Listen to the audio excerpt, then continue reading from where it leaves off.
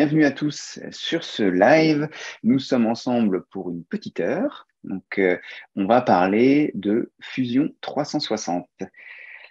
Du coup, je suis Florian. Je serai accompagné aussi d'invités que je vais vous présenter juste après.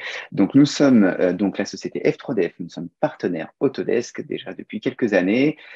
Nos clients font appel à nous pour justement identifier les bonnes solutions CAO, les bons outils et mettre en place des process dans leurs outils de conception.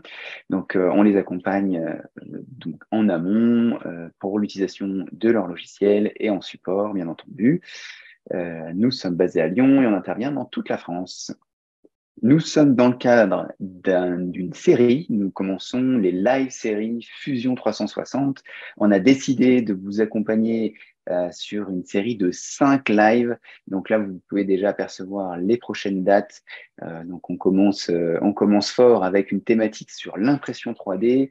On parlera également d'autres procédés de fabrication. On parlera d'injection plastique au mois de juillet. On vous laissera une petite pause cet été pour bien travailler sur Fusion 360. Et on rattaquera avec une session dédiée à l'usinage, donc un sujet qui est en plein développement avec des outils Fusion 360 très performants. On aura aussi la chance, alors là, c'est l'événement dans l'événement. Nous serons le 7 novembre avec le Skills Camp Fusion 360, donc la deuxième édition. Certains d'entre vous ont déjà suivi en 2022 cet événement. On revient, donc c'est un peu un save the date aussi. Le 7 novembre, une journée qui sera dédiée entièrement à Fusion 360, des retours d'expérience client, des masterclass. On a plein de belles surprises à vous proposer et notamment un sujet sur l'électronique dans Fusion 360. Là, encore une fois, un outil très intéressant à découvrir ou approfondir. Et on terminera l'année en beauté avec un épisode dédié au design génératif. Donc voilà, aujourd'hui, on parlera donc impression 3D. Je suis accompagné d'invités spéciaux. J'ai avec moi, du coup, François-Yves. Alors là, petite coquille sur le nom, mais c'est bien François-Yves, Ah notre oui. ingénieur en fabrication additive. Également Édouard Carrette, donc spécialiste Oui, Fusion 360, qui vont tous les deux faire un beau binôme pour nous présenter tous les aspects techniques de l'impression 3D. Et je serai également accompagné de Eve et d'équipe Fusion 360 et Arvin pour répondre à toutes vos questions à la fin de cette session. Du coup, je vous propose de commencer. Alors, qu'est-ce qui va se passer sur ce live? On va déjà revenir, bien entendu, sur non pas le logiciel, mais la plateforme Fusion 360 avec tous ces outils. Je sais qu'Edouard nous fera une belle présentation sur ça, alors synthétique, bien sûr, pour qu'on puisse avoir du temps pour rentrer dans le vif du sujet qui sera la conception pour l'impression 3D, l'additive mindset, la manière de concevoir les design guides dédiés à l'impression 3D.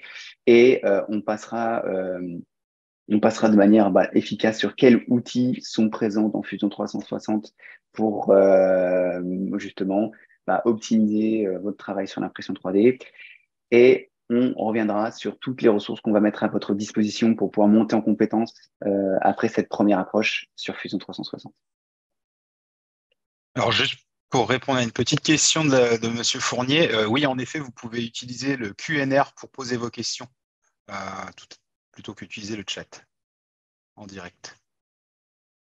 Oui, n'hésitez pas, Voilà. c'est le bon endroit. Merci Edouard. Et posez toutes vos questions, on fera un plaisir d'y répondre après cette présentation. Du coup, Edouard, à toi la parole pour nous présenter donc la plateforme Fusion 360.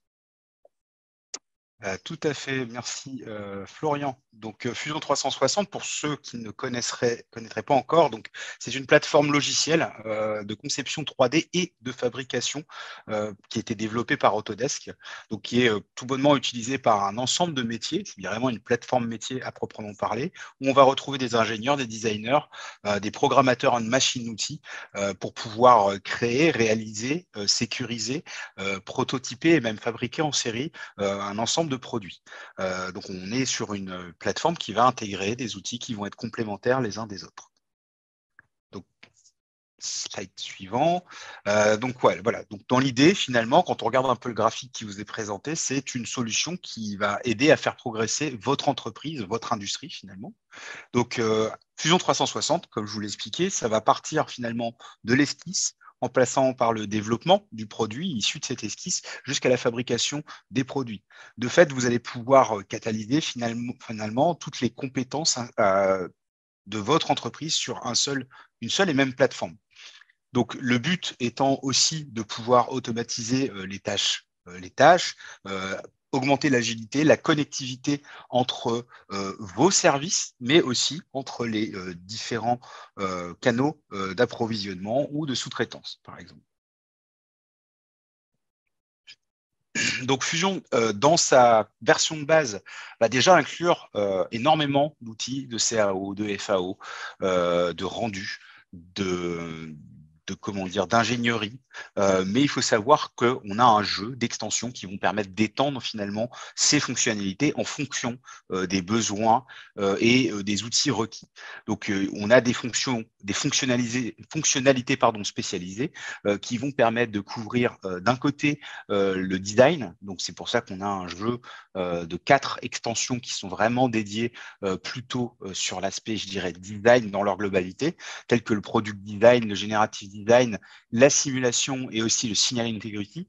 Donc, finalement, si on les reprend une à une, le product design va être dédié justement à créer plus, à ajouter des outils qui vont permettre d'automatiser plus finalement la partie conception.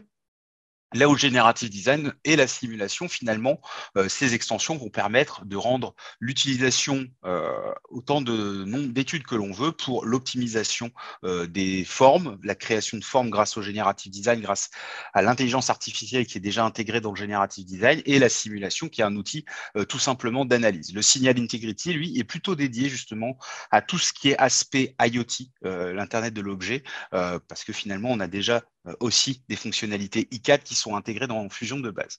Sur la partie manufacturing, donc on va parler aujourd'hui bien entendu de l'additive build, mais on a aussi des extensions qui vont finalement s'étendre, qui vont permettre d'étendre les fonctionnalités déjà existantes dans la partie fabrication de Fusion 360, bien entendu pour, là encore, se proposer des automatismes, avoir une vraie intégration, une vraie rapidité de programmation en fonction finalement des besoins des différents clients. Le but étant de personnaliser finalement la solution. Merci Edouard, je prends la suite. Bonjour à tous du coup. Donc là, moi, je vais parler de fusion pour l'impression 3D, concevoir pour l'impression 3D, avec différents cas d'application. Ce que je vous propose ensemble, c'est de se dire, on va essayer de suivre un petit peu la chaîne numérique euh, par besoin logique. C'est-à-dire, dans l'impression 3D, on utilise beaucoup de fichiers STL. On a des banques de données de fichiers en ligne, on a des pièces issues de scanners 3D, donc on récupère des fichiers STL. On a pas mal de données d'entrée sous forme de fichiers STL, et c'est un très gros point dans l'impression 3D de savoir gérer ces fichiers. Notamment, l'un des premiers aspects, c'est de pouvoir corriger ce fichier STL. Et sur Fusion, c'est possible. Pour cela, il faut bien importer ce fichier STL dans Fusion grâce à l'onglet d'importation. Quand vous importez, vous pouvez choisir la taille de la pièce, en tout cas l'échelle de la pièce, ce qui n'est pas tout le temps le cas. Une fois que vous avez la pièce, vous pouvez regarder à côté du nom de la pièce qu'il y a du coup un petit panneau indicateur qui dit attention, votre pièce a un défaut. Ça veut dire qu'il y a des défauts dans ce fichier STL, des triangles manquants, des choses comme ça. Vous avez à ce moment-là la fonction qui vous permet de corriger les fichiers STL, qui s'appelle repair en anglais. Et là, vous voyez, quand je zoome, je vois bien qu'il manque des triangles effectivement sur cette pièce. Et donc pour ça, il va falloir reboucher finalement ces trous. Vous avez différents niveaux de correction, du plus simple entre guillemets au plus complexe, au plus complet.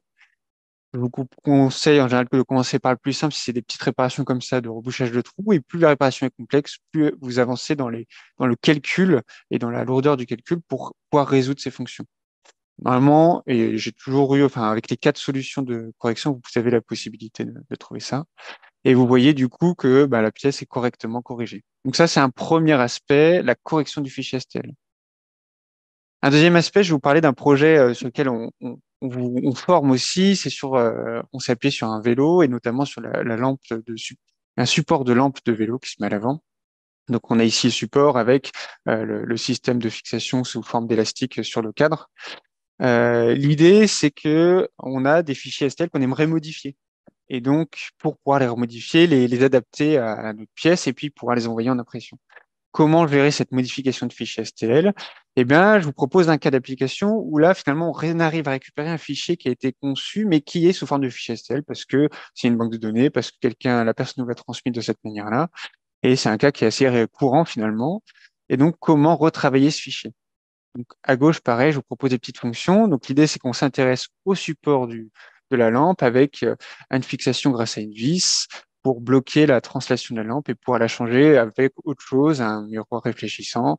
Et on a évidemment les petites oreilles pour accrocher le support de lampe.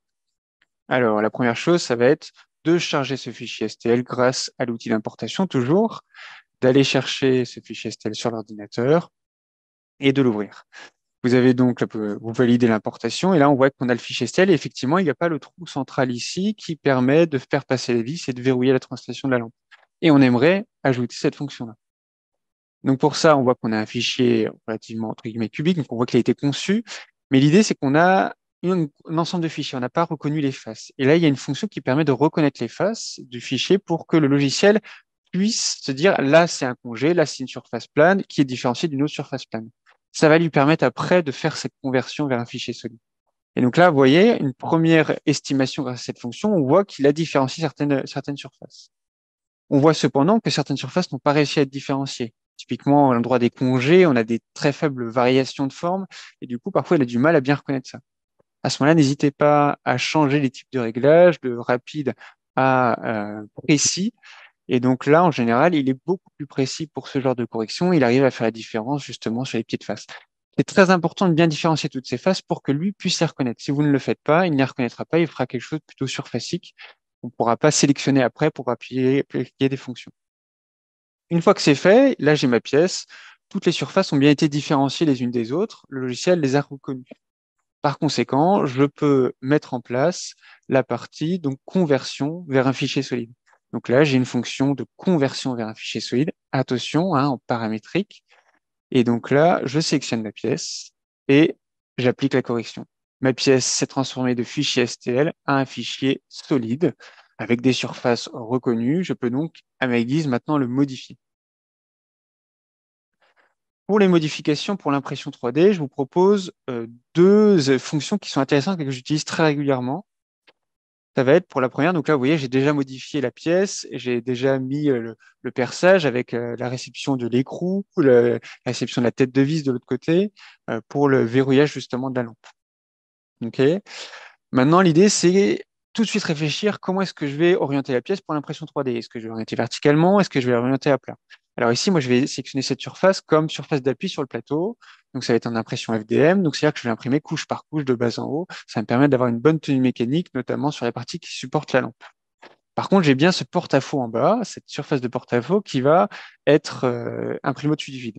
Et j'ai une surface verticale. Donc, j'ai une transition entre cette surface verticale et la surface en porte-à-faux qui est importante. On n'aime pas trop ça en général en impression 3D. Et puis, l'idée, c'est qu'on va essayer peut-être de réduire un peu cette surface en porte-à-faux pour pas qu'il y ait trop de surface à soutenir. Il y aura des parties que je devrais soutenir, mais il y a d'autres parties que je peux ne pas soutenir.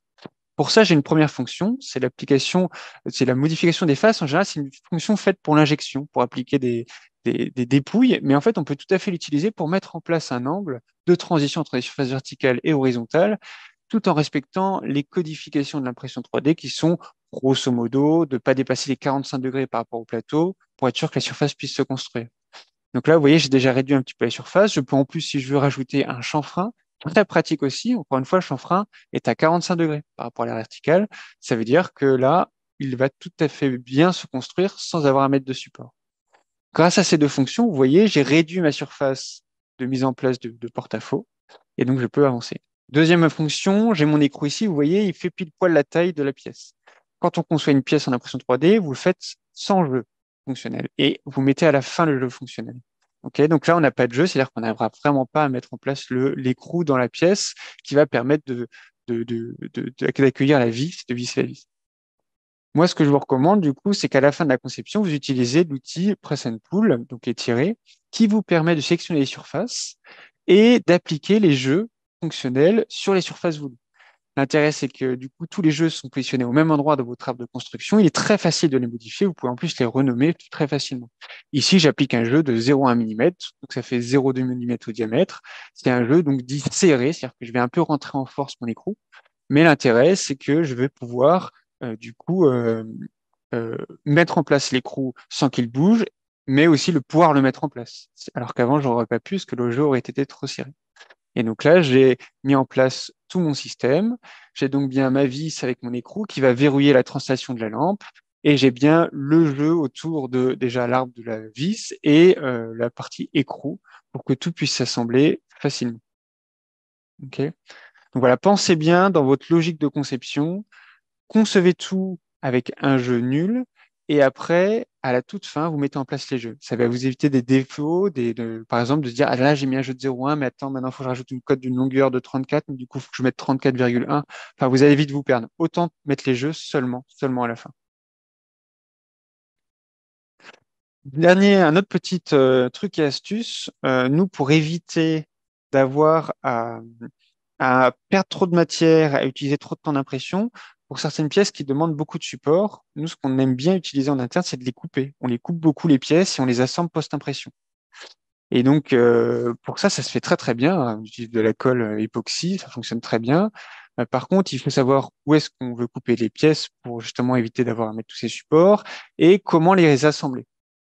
Et moi, je vous propose un petit truc, voilà, une petite recette pour justement pouvoir couper les pièces et les assembler logiquement. Là, vous voyez, je vais imprimer une sphère, donc typiquement reste en FDM. La sphère en FDM, j'aurai des supports partout en dessous. Donc ça va altérer ma surface, ça va rendre complexe l'impression. Ce qui peut être fait, si après on peut retoucher, on peut poncer la pièce, c'est de couper le corps. Vous avez un outil qui s'appelle couper le corps. À ce moment-là, vous sélectionnez votre corps et puis vous allez sélectionner l'élément qui va vous permettre de couper ce corps. Là, ici, je vais prendre un plan. Vous pouvez prendre aussi une esquisse, vous pouvez prendre plein de choses. D'accord? Donc là, je prends un plan, j'applique la découpe du corps. Mon corps est coupé en deux. Très bien, mais maintenant, quand je vais assembler ce corps, qu'est-ce qui va me permettre de bien le positionner l'un par rapport à l'autre? Parce que d'avoir des petits décalages. Ce qu'on utilise nous à l'interne très souvent, c'est qu'en fait, on a un jeu de petites clavettes, de petites pièces de centrage qu'on utilise régulièrement juste pour assembler les pièces, pour qu'elles soient bien positionnées les unes par rapport aux autres. Donc là, ici, je vous propose l'importation de cette petite clavette que l'on met en position sur la pièce, voilà, à peu près à la position où on aimerait que pouvoir assembler la pièce. Là, il n'y a pas une grande importance.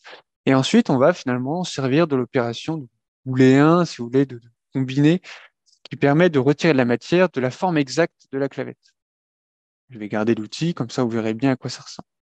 Donc là, c'est fait. Je cache l'outil que j'ai utilisé. Et donc, effectivement, vous voyez, j'ai l'empreinte qui a été faite dans ma pièce. Alors, un autre outil intéressant de fusion rapidement, si je veux retirer, par exemple, le chanfrein au fond de la pièce, c'est un outil très, très simple et absolument très judicieux, c'est la fonction supprimer. La touche supprimer, une fois qu'on sélectionne les faces, ça permet de supprimer des formes très facilement et très rapidement. Et donc, après, je mets en place mes jeux fonctionnels, comme d'habitude, pour pouvoir positionner cette petite pièce. Donc là, ici, on utilise la fonction de décalage de face et je mets une fonction de 0,2 pour pouvoir facilement mettre la pièce. Ça fait 0,4 au diamètre, ça fait un jeu glissant, mais ça permet de mettre en place facilement la pièce et après de pouvoir l'assembler. Donc là, ici, on a la pièce. On a plusieurs formes de pièces. On a des formes simples comme celle-là. Nous, on utilise aussi des formes un peu en détrompeur qui permettent d'être sûr d'assembler les pièces correctement les unes par rapport aux autres. Et comme ça, on évite de se tromper. Voilà, donc ça, c'est vraiment une technique qu'on utilise très régulièrement. Encore une fois, c'est un grand gain de temps, ça fait une économie de matière et le temps de collage est très court, c'est juste un assemblage et collage. Finalement, on perd beaucoup moins de temps que si on passait 4 heures de plus d'impression pour sortir tous les supports qu'il fallait pour les pièces. Donc, en plus, sans parler de l'état de surface gagné. Donc ça, c'est pour les parties un peu conception. On a d'autres outils dans Fusion 360. On a des outils d'aide à la conception. Ok, deux outils notamment principaux qui sont à deux niveaux différents. Vous avez un premier outil qui est l'outil de modélisation automatique qui est accessible avec votre licence basique de Fusion. Cet outil de modélisation automatique va vous permettre de créer des formes. Alors pour ça, je vous ai représenté la pièce avec les surfaces vertes, c'est les surfaces fonctionnelles que l'on veut garder. Ok. Donc là, c'était la pièce qu'on avait conçue à la base. Moi, ce que je vous propose, c'est de de repartir de cette pièce-là, de garder bien les surfaces, là, cette surface en contact avec le cadre, mais de retirer les liaisons entre ces différentes surfaces, de ne prendre de ne garder que les surfaces finalement, et de laisser le logiciel nous aider dans la création de cette forme. Vous avez un outil donc très intéressant qui s'appelle modélisation automatique, qui va vous permettre de relier toutes ces surfaces entre elles. Donc pour ça, pardon, là, je vous ai représenté la pièce avec l'assemblage. Vous avez donc l'outil de modélisation automatique qu'il faut créer. La première chose, c'est toujours de sélectionner les surfaces que vous voulez relier. Là, moi, je vais bien sélectionner la surface en contact avec le cadre. Très bien. Je les ai divisées en deux pour justement gagner un peu de poids, mais tout en gardant la même fonctionnalité. Et maintenant, il faut que je relie la partie du cadre à la partie support lampe. Et donc là, je vais sélectionner mes faces à relier ici. Donc là, c'est très bien, il va me créer une forme. Par contre, moi, j'aimerais qu'il y ait des espaces qui ne soient pas utilisés, qui ne soient pas touchés par la création de la forme, typiquement le cadre et les vis. Forcément, sinon on ne pourra plus visser, on ne pourra plus mettre la pièce sur le cadre. Donc ensuite, il suffit de lancer la simulation et lui va réfléchir à différentes solutions. Okay. Ce qu'il faut savoir, c'est que ce logiciel utilise des solutions basées sur l'expérience client. En fait, il va s'appuyer sur toutes les simulations faites par les autres utilisateurs pour vous proposer finalement quelque chose qui semble plus probable par rapport à votre proposition. Il va vous proposer donc 6 solutions. Finalement, en fait, c'est 2 fois 3 solutions avec juste des zones de contact qui sont légèrement différentes entre les 3 solutions. Soit c'est une zone fusionnée comme ça, soit c'est une zone un peu moins, qui épouse un peu moins la forme. Nous, on va garder cette solution-là. Et ensuite, c'est à nous de choisir quelle solution on veut. On peut un petit peu optimiser l'épaisseur de la solution pour l'affiner, l'élargir si on sent que ça résiste pas tout à fait. C'est vraiment juste une pure création de forme là-dessus, hein. Et donc là, voilà, on va regarder un petit peu ce qu'il peut nous proposer comme forme sur ces pièces-là. Donc, encore une fois, on va jouer, on va estimer, on va regarder, on se dit, bah, c'est un peu au toucher finalement, hein, juste pour cette première approche, hein, parce qu'on n'a pas de, lui, ne regarde pas du tout la conception et donc là, les efforts, pardon. Et donc là, il vous propose une forme. Cette forme après pourra être modifiée. Encore une fois, c'est uniquement une création de forme, mais on peut voir qu'il a créé, qu'il a pu respecter les zones, notamment avec la vis, qu'il a respecté toutes les zones de contact importantes, et notamment si je cache le cadre, on voit bien qu'il n'a pas créé de forme au niveau du cadre, c'est donc que la pièce pourra s'adapter au cadre. Ce qui est intéressant, c'est qu'on voit qu'on a même un angle de construction intéressant, donc on n'aura pas trop de support non plus sur la pièce pour l'impression. Petit complément quand même sur cette partie-là. Donc, c'est une création de forme. C'est-à-dire que si demain vous voulez savoir si elle résiste mécaniquement, il vous faudra aller dans les outils de simulation pour faire une simulation mécanique en appliquant évidemment le bon matériau. D'accord? C'est vraiment juste une proposition de forme là qu'il vous propose. On ne prend pas du tout en compte la tenue mécanique. Si demain, par contre, vous voulez quelque chose de plus poussé, de beaucoup plus poussé finalement, vous avez un outil qui est fait pour, qui est donc, comme l'avait expliqué Edouard, qui est proposé dans une extension. Cet outil, pour le coup, c'est donc le design génératif, c'est l'intelligence artificielle, hein. On a, si vous voulez, des données d'entrée qu'on va rentrer. Lui va calculer par rapport à toutes ces données d'entrée la forme de sortie. Et comme données d'entrée, on a bien donc les surfaces de lésion, pareil, les formalités, pareil. Sauf qu'en plus, on va avoir les matériaux, on va avoir le type de technologie utilisée pour fabriquer la pièce, les contraintes, les limites de la forme de la matière, c'est-à-dire quelle finesse on veut pour les bras de liaison. Et suite à ça, il va donc agglomérer tout ça, réfléchir à tout ça et proposer plusieurs solutions. Et donc là, forcément, c'est un calcul vraiment mécanique, c'est-à-dire qu'on a une solution mécanique avec une étude mécanique sur la forme qui nous est proposée, optimisée par rapport à un autre matériau et à toutes ces données d'entrée qu'on a pu entrer. Donc c'est ce qu'on appelle le design génératif. Donc voilà, on a vraiment une solution plutôt d'initiation à la création de formes où il faut appliquer des simulations après la création, et on a cette solution poussé pour justement tout ce qui est design génératif pour créer une forme complexe qui est déjà utilisée pas mal dans l'industrie. Maintenant, on a conçu notre pièce. Comment passer de la conception à l'impression 3D? Pour ça, je vous propose de repartir sur le porte vidéo qu'on avait vu. Et l'idée, c'est que on est dans l'outil design. Moi, ce que je vous propose, c'est qu'en fait, quand on regarde dans ce menu, on a plusieurs outils, notamment design génératif, rendu animation, simulation et manufacture. Et c'est là où ça va nous intéresser. Dans cet outil manufacture, on a l'usinage, le tournage, la fabrication additive. Donc, on a donc plusieurs typologies de fabrication possibles.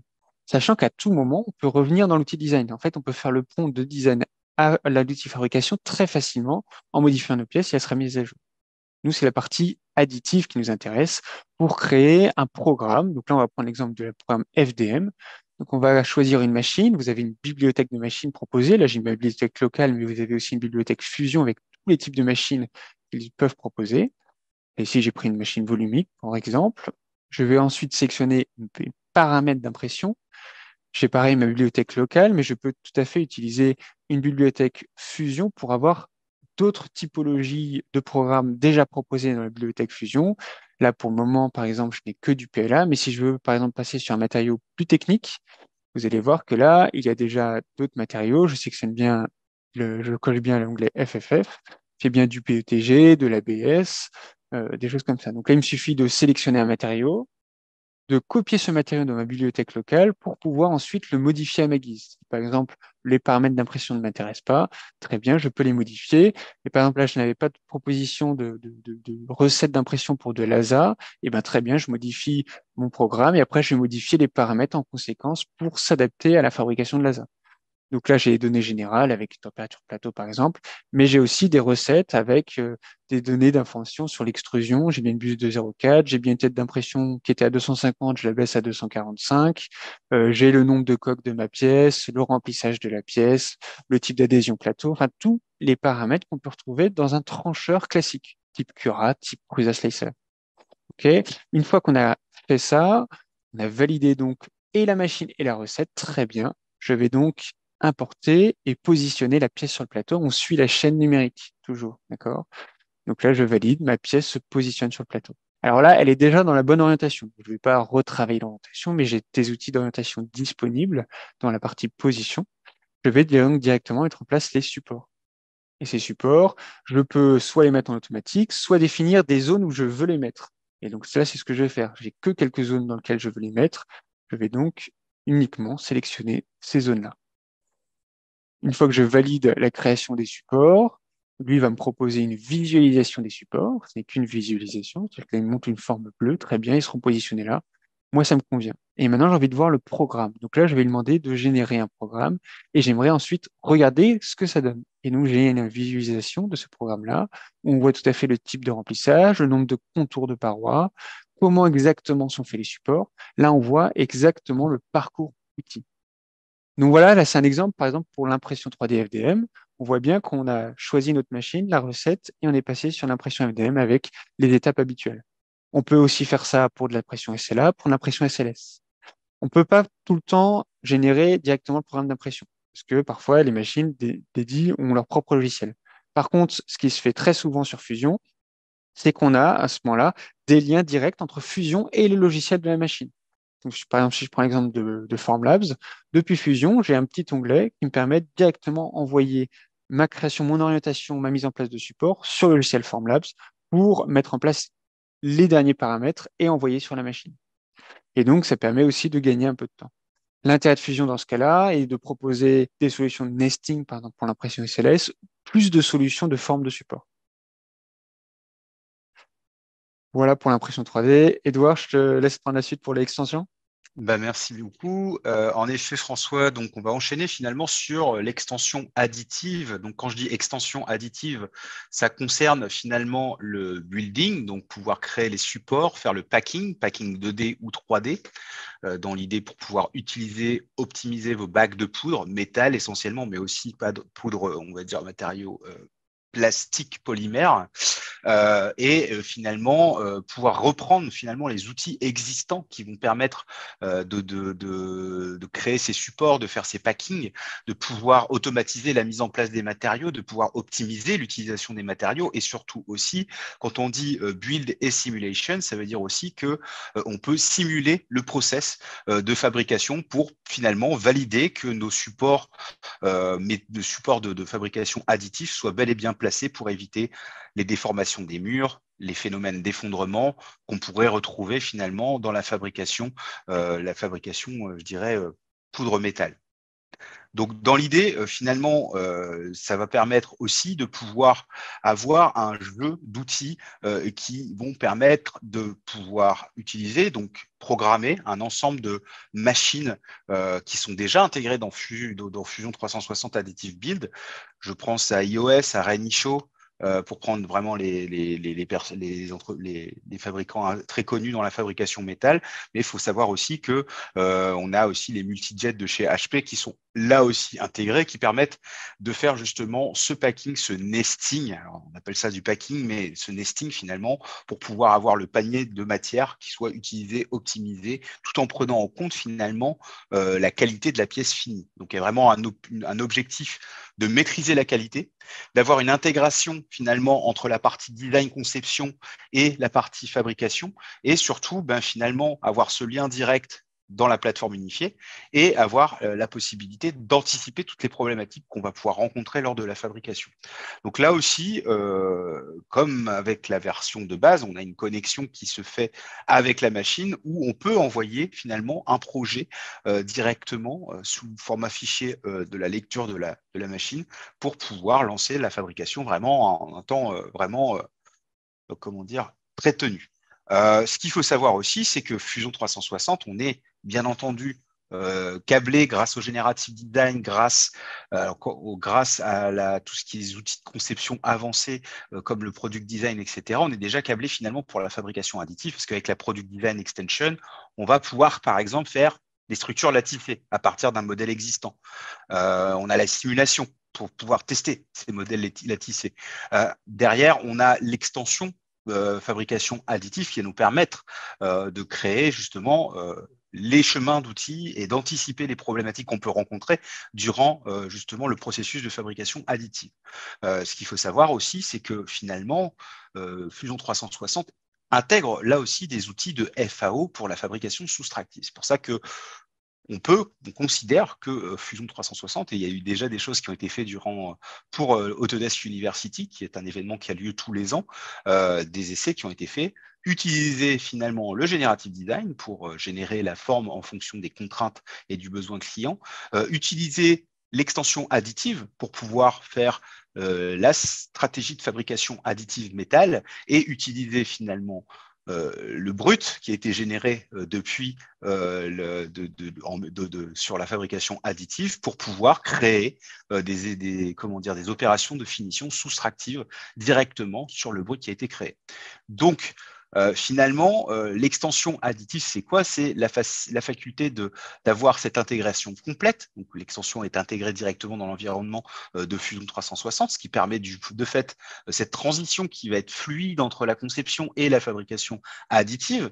Donc, de fait, on va pouvoir concevoir et optimiser dès le début les modèles en tenant compte aussi des contraintes de la fabrication additive. On va avoir une prise en charge aussi des technologies de l'impression 3D. Il faut savoir que dans l'extension additive, on prend en charge différentes technologies d'impression 3D telles que la fusion sur lit de poudre. Bien entendu, on a parlé du FFF, donc tout ce qui va être dépôt de fil, mais aussi tout ce qui va être le liage par matériaux, donc tout ce qui va être DED.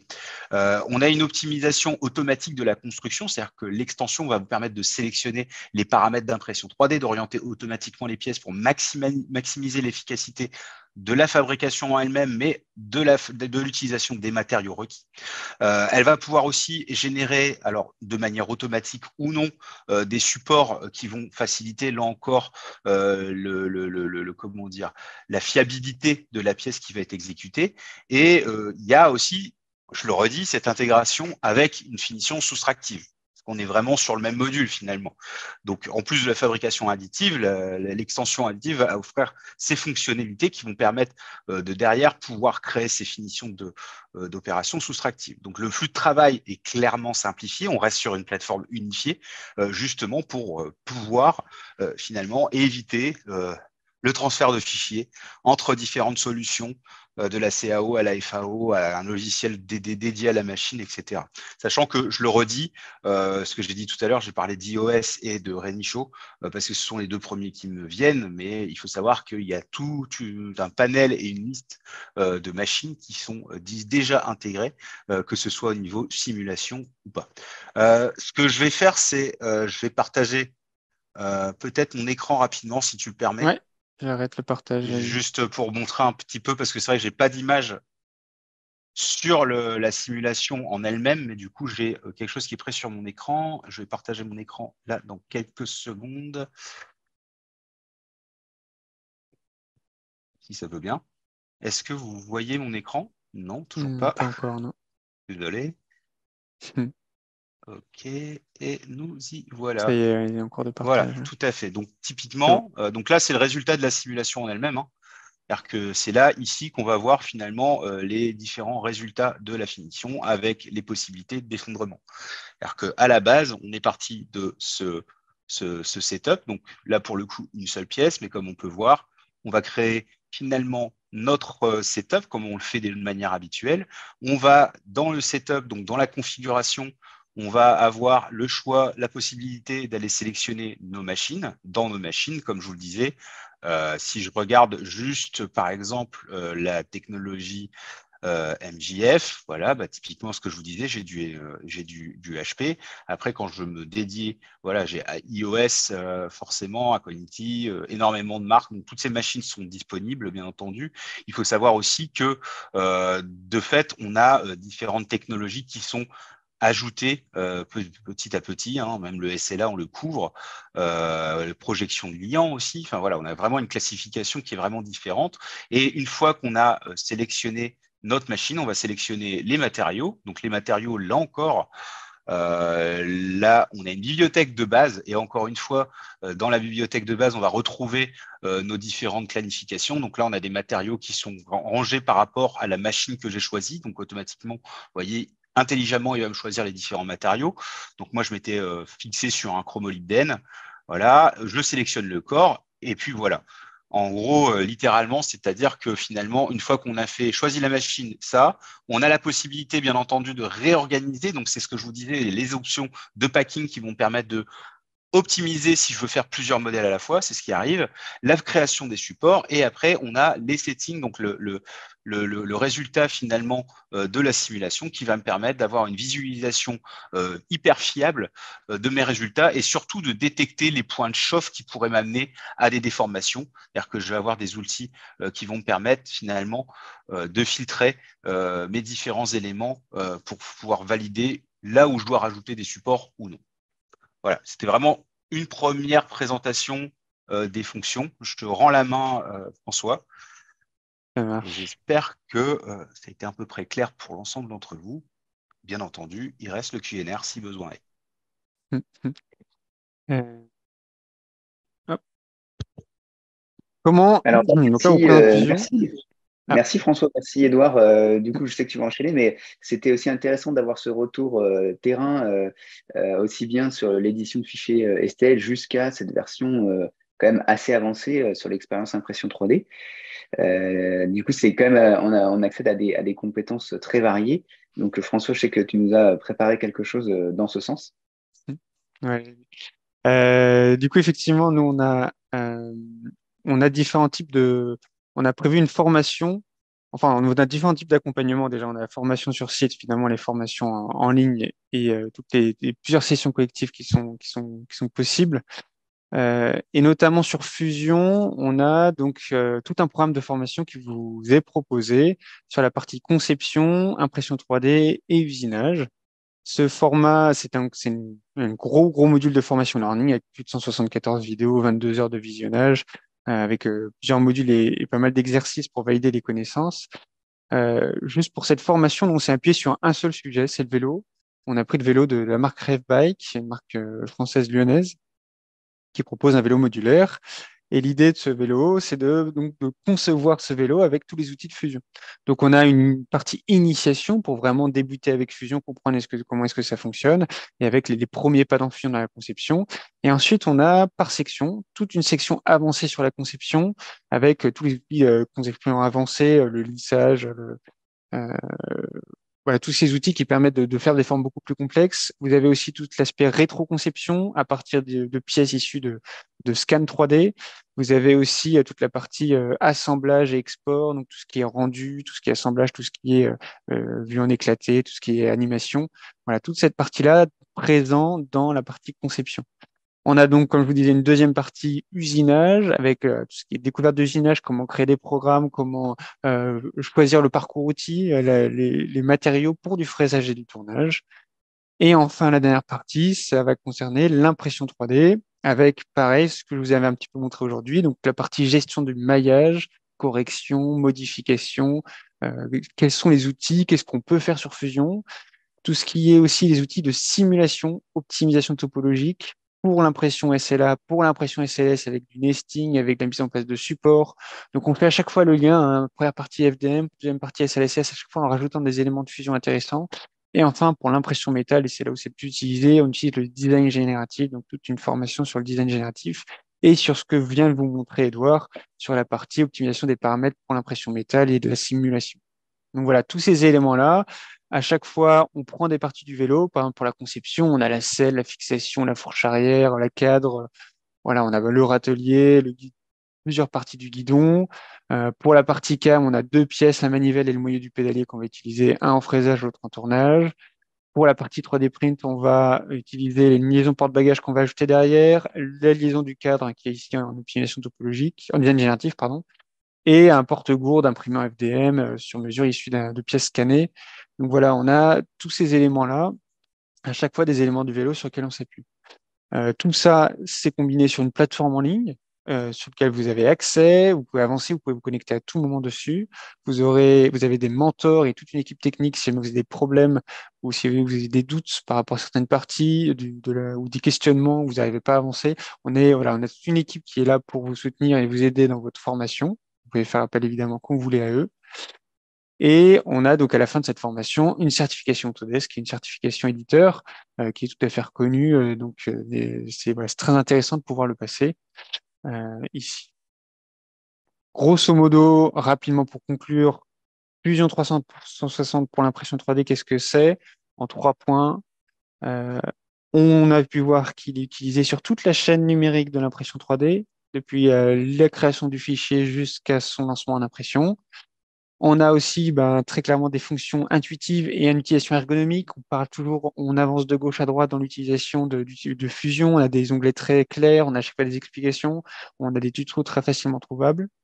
Et enfin, c'est ce que disait Edouard, on a Fusion donc, qui a fait des gros partenariats avec tous les acteurs d'impression 3D et donc des ponts qui sont beaucoup plus facilement faits pour utiliser des machines que vous allez utiliser tous les jours. Florian, je te Merci laisse la main. beaucoup, François. Merci, Edouard. C'est vrai que là, on a passé alors rapidement, mais on voit que, il y a beaucoup d'outils qui sont dédiés à l'impression 3D. D'ailleurs, on constate une communauté grandissante dans le domaine de la fabrication additive qui utilise Fusion 360 sur différents aspects, comme tu l'as mentionné, pour de la manipulation de fichiers qui peuvent permettre de faire de la prestation quand on reçoit un fichier dit mort. Là, on va pouvoir retravailler, comme tu nous l'as montré, mais aussi commencer à faire le pont directement, ne pas sortir du logiciel pour préparer, avoir sa stratégie de fabrication et éviter les allers-retours dans la CAO. Là, tout est intégré. On va pouvoir anticiper, adapter les formes pour éviter des supports. Utiliser des supports aussi un peu, on va dire, haut de gamme ou spécifiques qu'on ne retrouve pas dans les slicers du marché. Donc là, c'était un avant-goût, mais on comprend qu'il y a vraiment une boîte à outils pour la fabrication additive. Alors, comment aller plus loin et vous accompagner encore plus sur ces sujets? Tout ce que vous avez vu, François vous a présenté donc un des derniers modules et scénarios de formation dédiés à l'approche conception jusqu'à la fabrication, usinage ou impression 3D.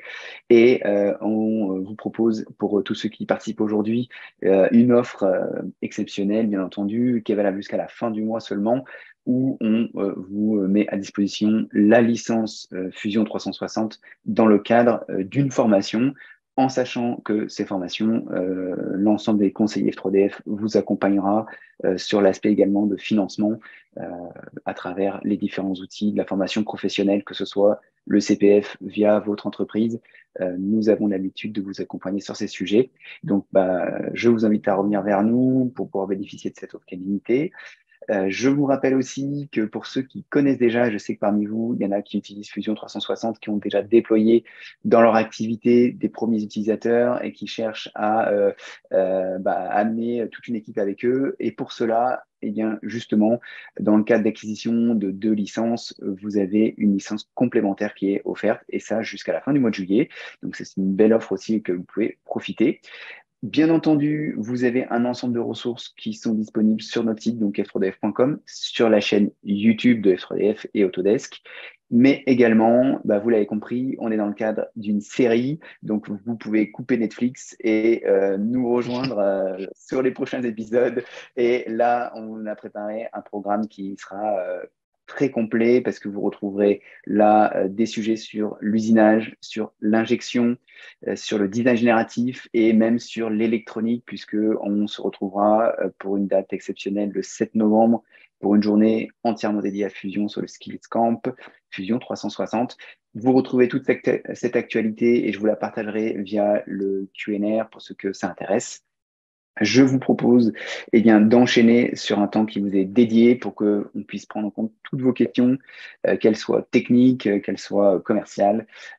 On est là accompagné de Édouard, François, Eve et Arvin pour vous répondre. Vous avez donc la zone Q&A en bas de Zoom. Allez-y, on a déjà pas mal de questions qui sont en place. Je vous propose de les prendre donc petit à petit. Nous avons une première question qui concernait du coup l'utilisation des T-splines. Donc là, est-ce que les paramètres utilisateurs peuvent-ils fonctionner avec la création de formes avancées en T-spline? Est-ce que la question est claire pour les équipes?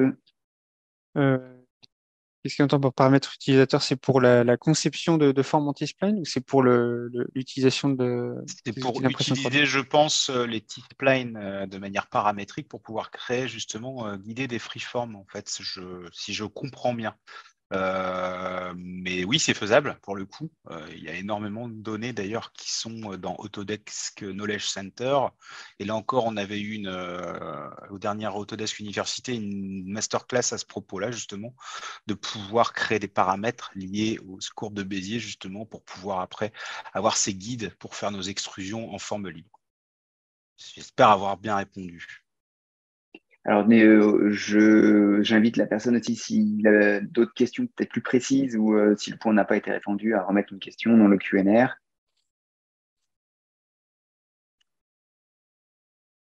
Parfait. Du coup, on avait aussi une question concernant les fichiers d'impression 3D. Alors, où sont-ils stockés? Alors, pareil, François, je pense, est-ce que tu comprends la question C'est pour le e-learning peut-être? Je pense que si Alors, c'est pour le e-learning, je sais pas. Enfin, si c'est pour la formation du e-learning, vous avez donc sur la plateforme des liens de téléchargement des fichiers qui sont stockés du coup dans les ressources de chacun des exercices qui vous seront demandés. Dans tous les cas, vous aurez tout le temps, vous aurez accès à ces fichiers par cette plateforme. alors peut-être que, en espérant que ce soit ça, n'hésitez pas à remettre un Mm. complément également. Si c'est Après, pour les fichiers de peut-être pour les paramètres et formes. les fichiers de machine sont stockés en cloud pour le coup ou en local. Ça va dépendre de vos besoins. Si c'est Ah, des c'était peut-être plus fichiers, ça cette question, je ne effectivement. sais pas si c'est Ouais. voilà. On va répondre de deux façons différentes. Et pour le coup, tout ce qui va être, alors il faut savoir qu'il y a une bibliothèque qui est en ligne qui s'appelle comment dire Post Processor Library Fusion 360, dans laquelle on va retrouver finalement toutes les machines qui ont été digitalisées, toutes les simulations de machines, et finalement aussi les matériaux qui sont attenants sont aussi dedans. Donc on peut les stocker en cloud, mais par exemple, je reprends une question qui a été posée par exemple pour le binder jetting. Typiquement, bah oui, aujourd'hui on a des settings génériques qu'on peut modifier si on a toutes les données, nous, par exemple, en tant qu'utilisateur de binder jetting de cette technologie, et ben typiquement, vous pouvez modifier les paramètres génériques qu'on a dedans. C'est-à-dire que petit à petit, on en rajoute. On a vraiment des équipes, je pense, des dizaines de gens qui travaillent sur ce sujet en particulier pour pouvoir optimiser toujours plus cette bibliothèque de matériaux et de machines. Voilà. Alors, on a d'autres questions qui sont arrivées. Alors, du coup, bon, sur Binder Jetting, tu as répondu, merci. Donc, le binder jetting, ça fait partie des choses qui arrivent de manière plus précise cette année, même si je le redis, on a une bibliothèque dite de générique que vous pouvez éditer. Après, la bibliothèque a grossi et se développe à vue Elle d'œil. grossit tous les 2 mois, ouais, c'est sûr. Mais ça fait partie, justement, on essaie toujours de coller aux technologies le plus possible, finalement. Alors, on a une question de Karim, du coup, sur les tutos. Donc là, côté formation, donc est-ce que les tutos sont accessibles pendant le cursus de formation et sont-ils consultables pendant quelle durée? Alors, du coup, donc il s'agit là des formations qui ont été présentées via la plateforme F3DF. L'accès est de 1 an. Cet accès peut être prolongé, mais toutes les ressources sont disponibles pendant cette durée. Voilà, donc vous avez sur cette plateforme donc les modules, les ressources qui peuvent être téléchargées avec l'ensemble de contenus qui étaient vidéos, exercices, etc. Et vous avez également le centre d'assistance qu'a mentionné François, sur lequel vous pouvez interagir avec d'autres apprenants, les mentors et les équipes d'instructeurs. Alors, quand aura lieu l'édition Skillcamp Fusion 360? Alors, elle aura lieu le 7 novembre. Je vous partage ici le site où vous pouvez déjà sauver la date, mais aussi découvrir petit à petit le programme qui sera dévoilé dans les prochaines semaines, les prochains mois. Donc, vous retrouvez le lien là dans la partie questions-réponses.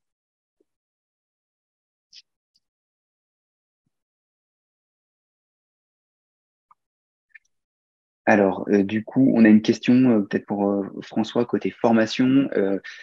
Existe-t-il des supports de cours lors des formations F3DF? Alors, si c'est du e-learning, bah, vous avez le e-learning. Si c'est par contre en direct, enfin, avec un formateur, ça va dépendre des formations. En général, la plupart du temps, oui, il y a évidemment des supports. On n'a pas forcément un support papier qui résume tout le cours, mais en fait, on a des supports type des mind maps en ligne qu'on partage, sur lesquels on a tous les liens de téléchargement des pièces, toutes les étapes qu'on a vues, les petits points intéressants qu'on a vus, dans lesquels on a ajouté des notes, et qui grandit au fur et à mesure. Et ça, pour le coup, ce mind map, vous avez accès à ce mind map ad vitam aeternam, parce que je vous fais une extraction en fichier natif, donc vous pouvez vous reconnecter dessus à tout moment, et dans tous les cas, il reste en ligne. Donc ça, c'est une chose. Et puis après, vous avez les présentations qu'on vous aura faites pendant la formation qui vous sont données en PDF à la fin de la formation, évidemment, plus d'autres documents, si jamais on en a vu d'autres ou qui sont intéressantes dans la formation. Donc dans tous les cas, oui, oui, vous aurez tout ça. On propose aussi des enregistrements quand c'est en vision, on propose aussi les enregistrements en fin de formation qui peuvent vous être envoyés et donc vous pouvez les garder. Merci François. On a également une question. Faites-vous des formations en anglais? Alors, des ressources en anglais, il y en a énormément, bien entendu, puisque que ce soit sur le site Knowledge Autodesk, sur les chaînes YouTube Autodesk également, la plupart des contenus sont en anglais et on retrouve bien entendu pas mal de contenus en français. Alors, si c'est plus précisément sur les formations F3DF, la plateforme contient des modules en français. Des formations sur mesure en différentes langues peuvent être envisagées, bien sûr, là, en fonction des programmes que vous demandez. Alors, sera-t-il possible de visionner à nouveau le webinaire? Alors, il va s'autodétruire à la fin de cette présentation et ceux qui n'ont pas pu le voir, bah, malheureusement, voilà, non, bien entendu, il y aura un replay comme chaque webinaire que vous entrape pour cette live série. Vous pourrez le retrouver et le partager pour l'ensemble de vos équipes s'ils n'ont pas pu participer. Alors, où trouver les tarifs des formations? Alors, je vais vous partager tout de suite. L'ensemble des tarifs sont publics et accessibles sur le site de f3df.com. Si vous optez pour une formation spécifique sur mesure, les conseillers F3DF pourront vous aider et vous répondre sur ces points-là.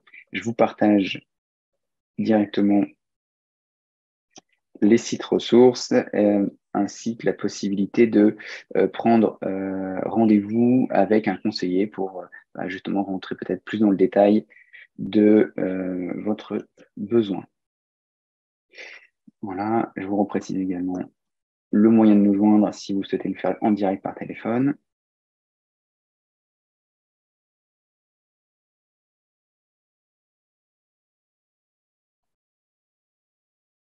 Donc voilà, vous Pour répondre à une pouvez. question en Tout à fait. parallèle, si tu veux. Donc, il y a plusieurs questions sur le replay. Donc, évidemment, donc, le replay sera disponible. Ça, on l'a dit. Les prix, du coup, c'est bon. Tout ce qui est devis là, de Sébastien, euh, Florian, je pense que tu as pris le nom et puis on pourra te recontacter du coup après pour discuter. Je pense que ce sera un chargé d'affaires qui le fera. Euh, et après, nous pourrons plus suivre une formation comment avoir accès à des exercices de pratique sur Fusion.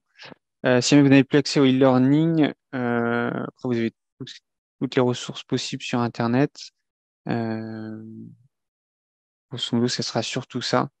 Parce que sinon, après, c'est de prolonger l'inscription du e-learning qui vous permettra de toujours avoir accès aux exercices. Vous avez aussi des choses sur le site Autodesk, évidemment, pour vous former.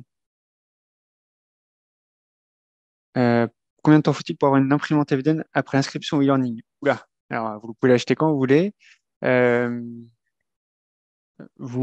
Ça dépend en fait à quelle vitesse vous avancez sur le e-learning. Il faut faire en priorité à ce moment-là la partie FDM, sachant que c'est une formation surtout orientée sur l'utilisation du logiciel Fusion.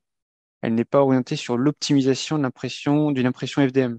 C'est-à-dire que je ne vais pas vous faire, dans cette formation e-learning, je vous explique pas les tenants et les aboutissants de l'utilisation de l'ABS, du PLA, comment maintenir une machine. C'est pas le but de la formation. En revanche, on a ce type de formation à côté, qui est sous la formation plutôt technique FDM, où là, vous avez un kit pédagogique, donc une imprimante FDM qui vous est envoyée dans le cadre de la formation. Vous êtes formé 3 jours avec un formateur. Vous avez aussi un e-learning spécifique là-dessus. Et vous pouvez du coup à ce moment-là monter en compétence et vous saurez utiliser votre imprimante FDM. Alors, je vais prendre la suivante. Donc, pour le coup, Creality a créé donc une nouvelle machine. En effet, vous pouvez copier une des Creality qui est dans la liste pour la mettre, par exemple, en local ou en cloud. Et après, vous avez justement la possibilité de modifier finalement les différents paramètres de la machine. Euh, je pense qu'elle n'est pas encore arrivée dans notre portfolio parce qu'elle est peut-être récente ou alors peu utilisée, je ne sais pas, mais en tout cas, on a déjà toute une liste de Creality, donc on a déjà, on va dire, le cœur des machines. Donc potentiellement, oui, vous pouvez modifier les différents paramètres d'une des machines existantes qui se rapprochent le plus pour avoir justement les paramètres que vous voulez, en attendant d'avoir la version définitive. Alors, François, oui, en effet, c'est exactement ça. Donc, dans l'idée, c'est bien les paramètres utilisateurs, donc le tableau de paramètres finalement. Vous pouvez créer vos paramètres au préalable ou les doubler dans les paramètres utilisateurs pour pouvoir avoir votre forme spécifique. OK. Euh, et OK. Alors, normalement, c'est compatible. Il faudrait regarder ça peut-être plus en profondeur finalement.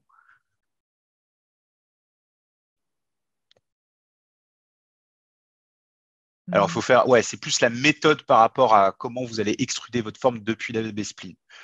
On doit avoir des liens à vous envoyer si vous voulez, hein, Monsieur Vinck.